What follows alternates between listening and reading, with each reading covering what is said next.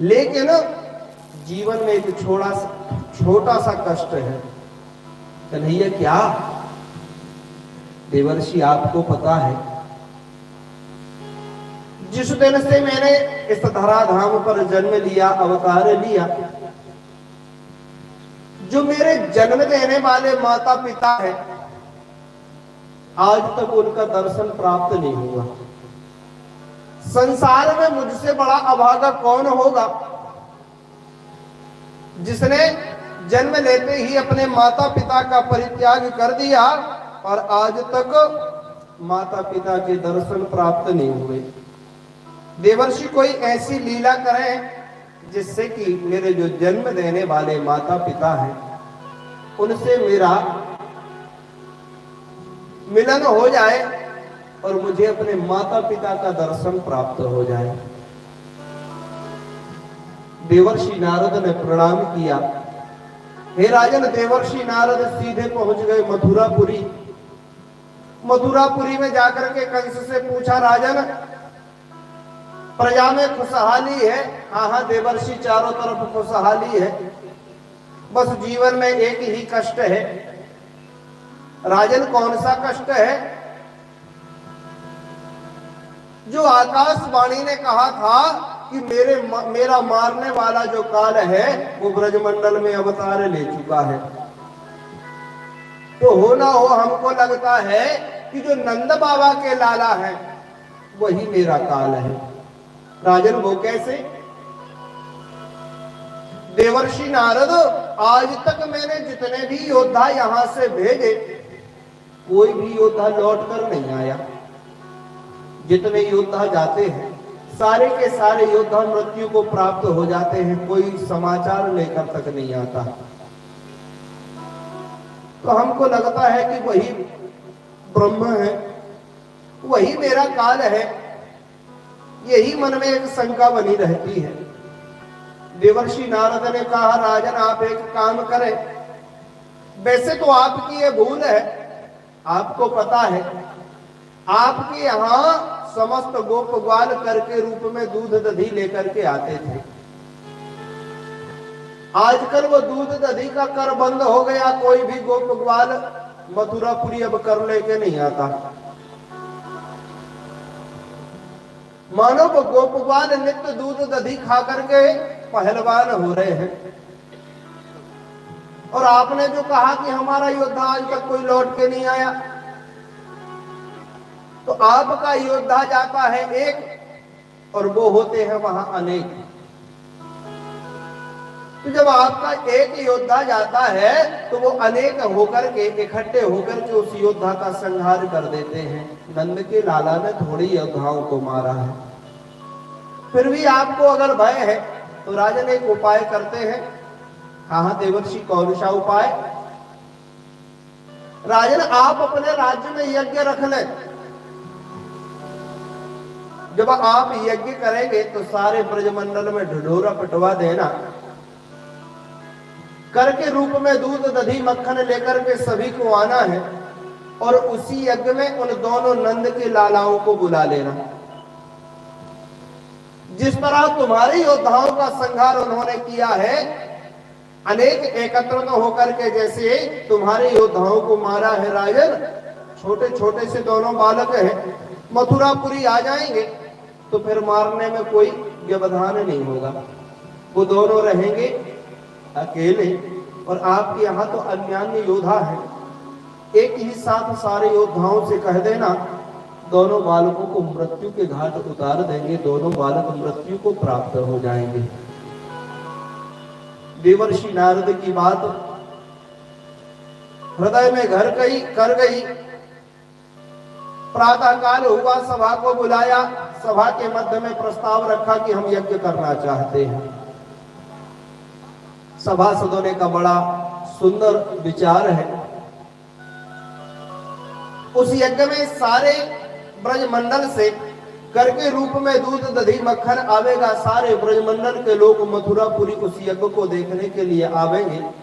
उसी समय हम उन दोनों नंद के लालाओं को बुला करके, और यहाँ अन्य योद्धा होंगे तो सारे योद्धाओं को एक साथ युद्ध भूमि में प्रेरित कर देंगे और दोनों बालक मृत्यु को प्राप्त हो जाएंगे। सभासदों ने कहा, राजन ये सब तो ठीक है, लेकिन लेने कौन जाएगा? योद्धाओं ने विचार किया, कहीं मेरा नंबर आने वाला तो नहीं है। अगर कहीं मुझे जाना पड़ गया तो मैं भी, राम नाम सत्य है, लौट के नहीं आऊंगा। जो आज तक गया लौटे ही नहीं। सारे योद्धा एक दूसरे को देख रहे हैं, किसका नंबर है। योद्धाओं ने विचार किया, हम सभी में से अगर कोई भी जाएगा तो वो मृत्यु को प्राप्त होगा, समाचार भी लौट कर आने वाला नहीं है। राजन, आपको पता है आपके राज्य में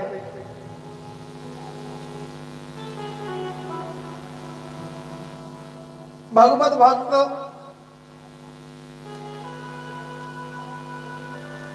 अक्रूर जी महाराज रहते हैं। अगर कहीं वो चले जाएं तो दोनों बालकों को लेकर के अवश्य आएंगे। सभासदों के कथन अनुसार योजना बना दी गई। कंस ने भी अक्रूर जी महाराज को सभा में बुलाया। जैसे ही पता लगा कि आज कंस की सभा में मुझे बुलाया गया है, मन में कंपित होने लग गए। पता नहीं मेरे द्वारा कौन सा अपराध बन गया जिससे आज मुझे भरी सभा के मध्य में बुलाया गया है। भयभीत होते हुए पहुंचे। आज कंस ने सुंदर स्थान आसन दिया, बिठाया, और जैसे ही आसन दिया, स्वागत सत्कार किया, सम्मान किया, अब तो और अक्रूर जी महाराज के हृदय में कष्ट होने लग गया। मन में विचार किया, जिसने जीवन में आज तक कभी स्वागत सम्मान नहीं किया हो, वो व्यक्ति आज मेरा स्वागत कर रहा है, मुझे स्थान दे रहा है, मानो जरूर कुछ ना कुछ कष्ट आने वाला है। क्योंकि शास्त्रों में कहा गया है, नवन नीच की अति दुख दाई। जिसने कभी किसी का सम्मान न किया हो, वो आज मुझे आसन दे रहा है, मेरा स्वागत कर रहा है। निश्चित ही इसमें इसका कुछ ना कुछ स्वार्थ छिपा है। राजन, कैसे याद किया? आपको वृंदावन जाना है, नंद के जो दोनों लाला हैं उन्हें मथुरापुरी लेकर के आना है। मैंने यज्ञ रखा है, मुझे भय है, मुझे शंका है कि वही मेरे काल है, और जब आप लेकर के आएंगे तो हम दोनों बालकों का संहार कर देंगे, दोनों बालकों को मार देंगे। विचार आ गया, रे राम राम राम। इसीलिए स्वागत सम्मान कर रहा था।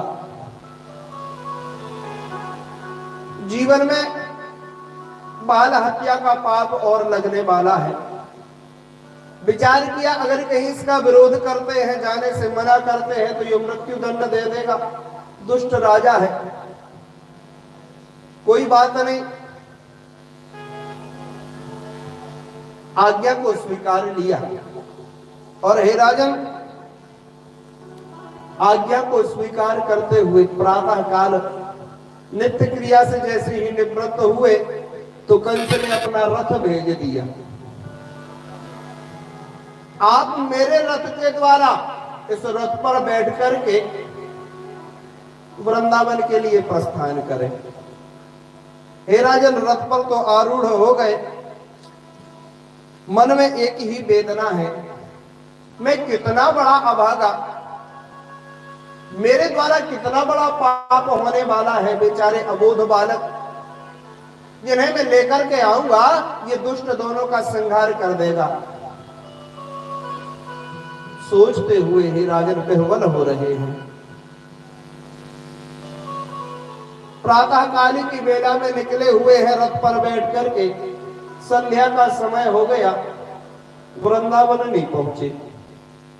क्योंकि जब जब मन में ये विचार आता कि मैं पाप करने जा रहा हूं, कितना बड़ा अभागा हूं, तो हे राजन, घोड़ों की लगाम छूट जाती और घोड़े स्वच्छंद हो जाते, तो विचरण करने लग जाते, भोजन करने लग जाते, फिर कुछ ध्यान आता, अरे मैं व्यर्थ ही चिंता कर रहा हूं, मैंने तो सुना है वो तो साक्षात जगत नियंता जगदाधार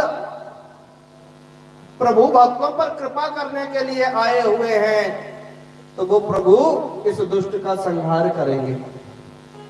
हृदय में जब चेतना आती तो लगाम को पकड़ लेते, रथ को जोहने लग जाते। मन में विचार करते, क्या वो प्रभु मुझे पहचानेंगे, मेरा स्वागत सम्मान करेंगे, क्या वो मुझसे मिलेंगे? जिन्हें मैं मारने के लिए लेने जा रहा हूं वो मुझसे बात करेंगे?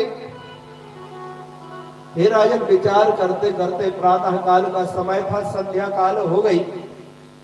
संध्या के समय में वृंदावन में प्रवेश किया।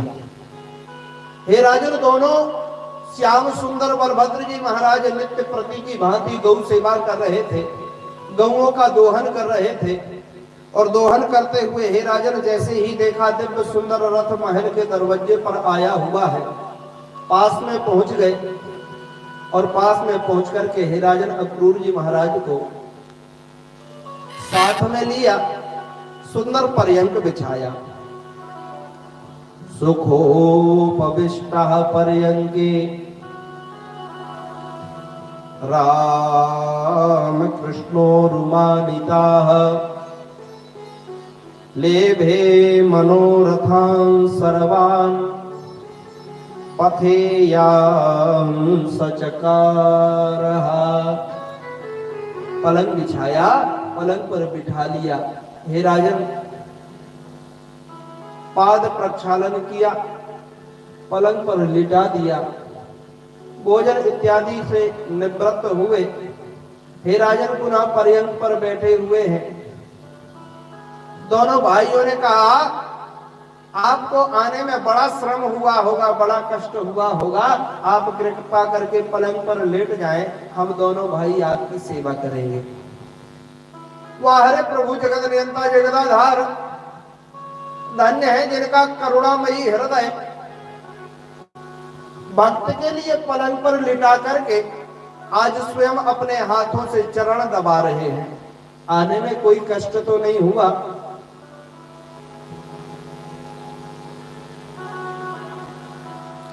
पैरों को दबाना प्रारंभ कर देते हैं दोनों भाई और धीरे धीरे पूछ लिया, कृपा करके ये बतलाएं कि आपका आगमन कैसे हुआ, किस कारण से आप पधारे हुए हैं।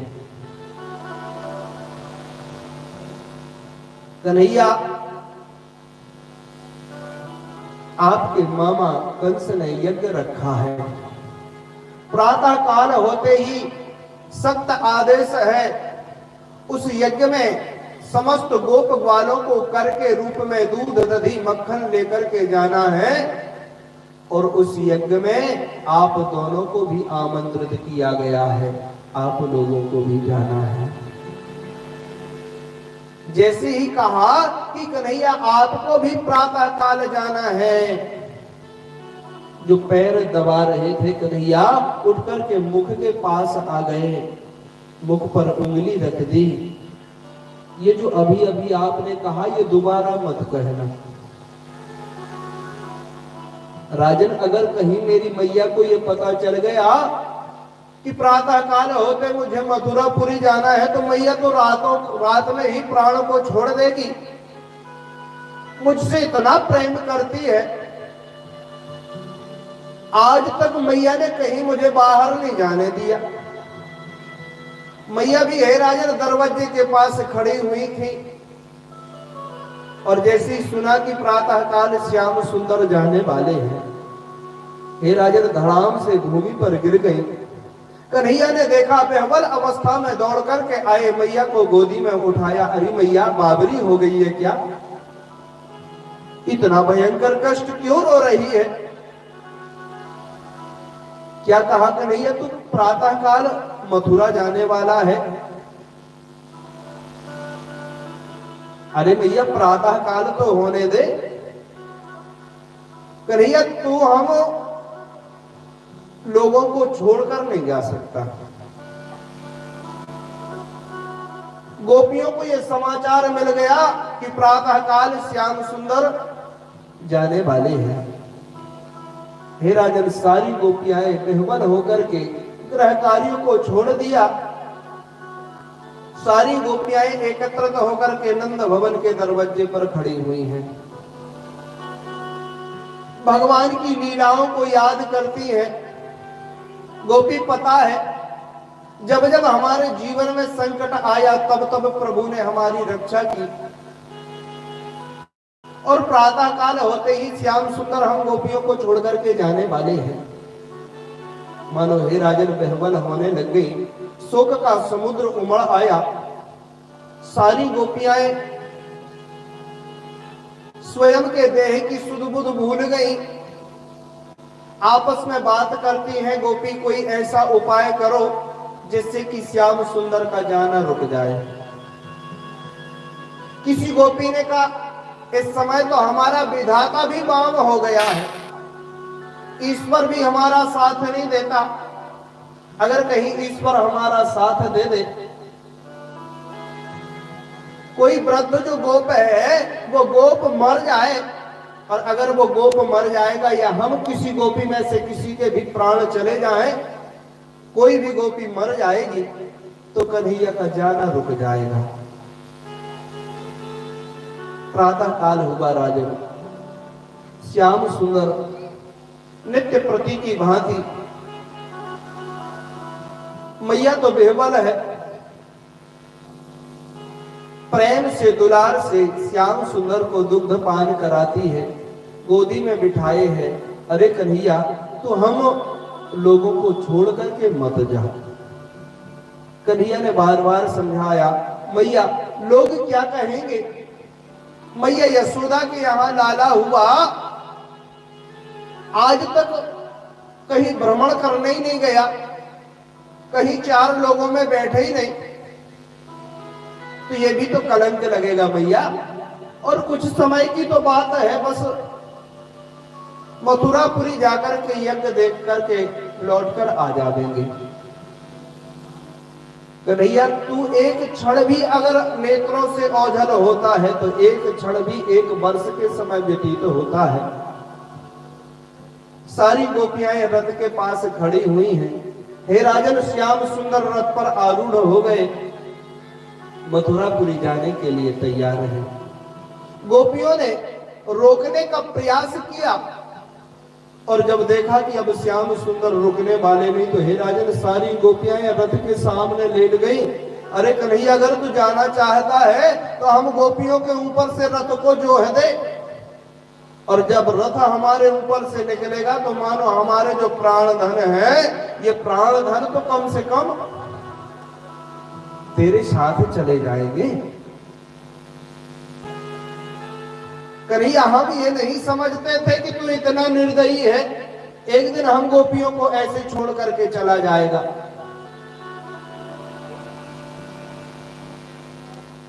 और जाना ही है तो हम गोपियों को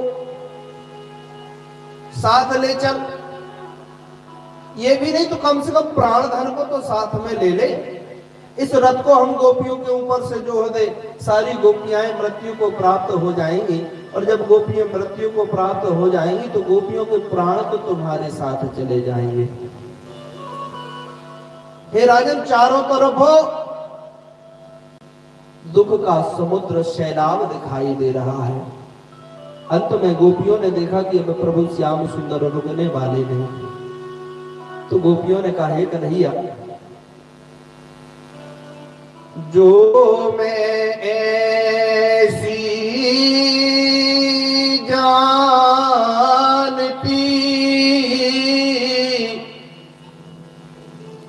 प्रीत करे दुख होए,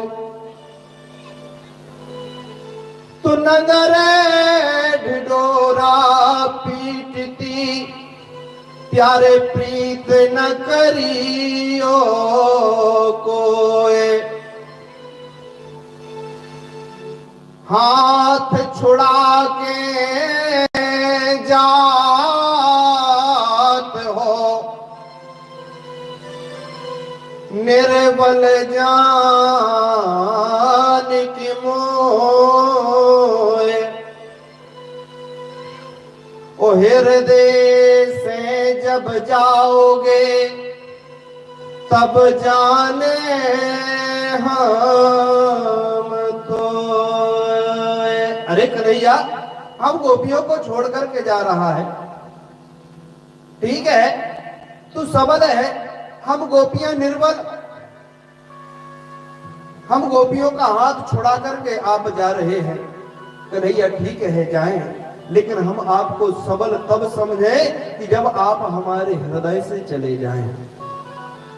हीराजन श्याम सुंदर ने समस्त गोपियों को उपदेश दिया, गोपियों कुछ समय की बात है, मैं शीघ्रता पूर्वक लौट करके आऊंगा। हे राजन, गौओं ने भी देखा, सारी गौएं एक स्थान पर स्तब्ध होकर के खड़ी हुई हैं, जलपान करना बंद कर दिया, तृण खाना बंद कर दिया, यहाँ तक कि वृक्षों ने भी हिलना डुलना बंद कर दिया। गोपियों ने देखा कि अब श्याम सुंदर रुकने वाले नहीं हैं, तो हे राजन बेहबर होकर के प्रार्थना करते हैं, छोड़ वृंदा विपिन कुंज यमुना पुलिना, श्याम मथुरा चले, श्याम मथुरा चले, श्याम मथुरा चले, श्याम मथुरा चले, श्याम मथुरा चले,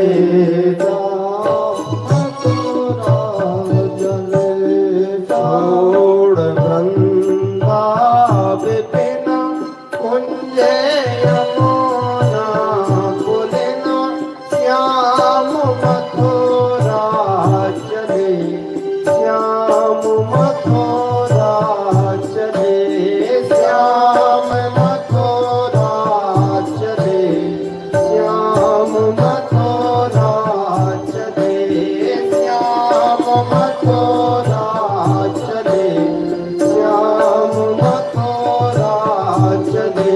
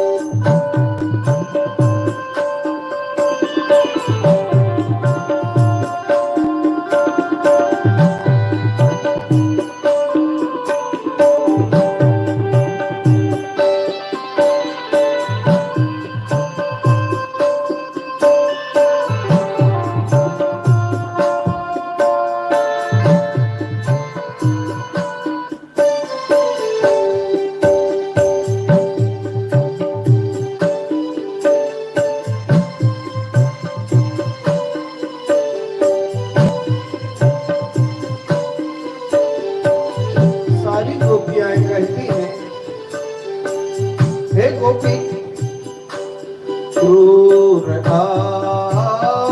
क्रूरो नंद को ले गया, मेरी भोरी किशोरी को दुख दे गया, मेरी भोरी किशोरी को दुख दे गया, हो मेरी भोरी किशोरी को दुख दे गया, मेरी भोरी किशोरी को दुख दे गया।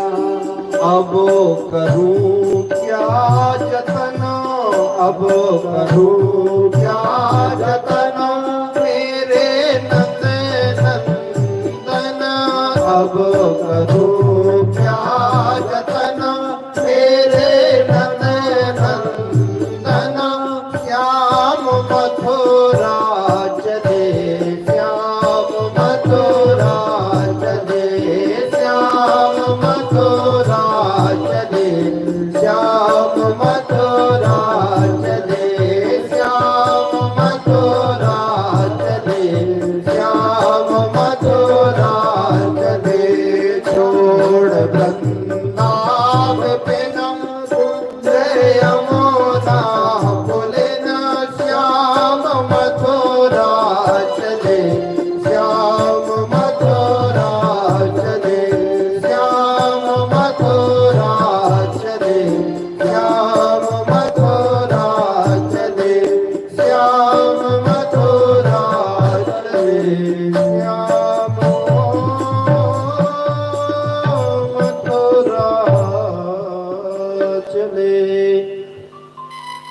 और प्रभु को जब देखा गोपियों ने कि अब प्रभु मानने वाले नहीं, तो हे राजन सारी गोपियां बेहबल होकर के स्तब्ध खड़ी हुई हैं और प्रभु रथ पर आरूढ़ हुए।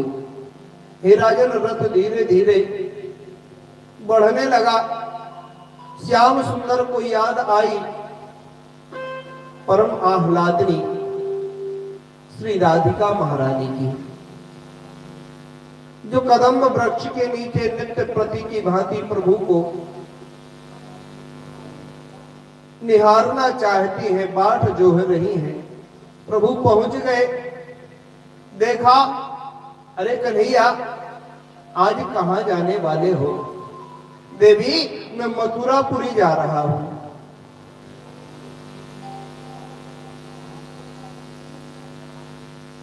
हम सभी को छोड़ करके मथुरापुरी जाने वाले हो? हाँ हाँ देवी, कुछ दिनों की बात है, यज्ञ देख करके लौट करके आ जाऊंगा। राधिका महारानी ने कहा प्रभु गोपियों को तो पहला फुसला दिया, लेकिन मुझे आप पहला नहीं सकते। आपने अभी अभी कहा कि मैं शीघ्रता पूर्वक लौट करके आऊंगा, तो आप झूठ बोल रहे हैं। कन्हैया याद करें वो गौलोक धाम की लीला, जिस लीला के द्वारा हमें श्राप हुआ था कि हमारे जीवन में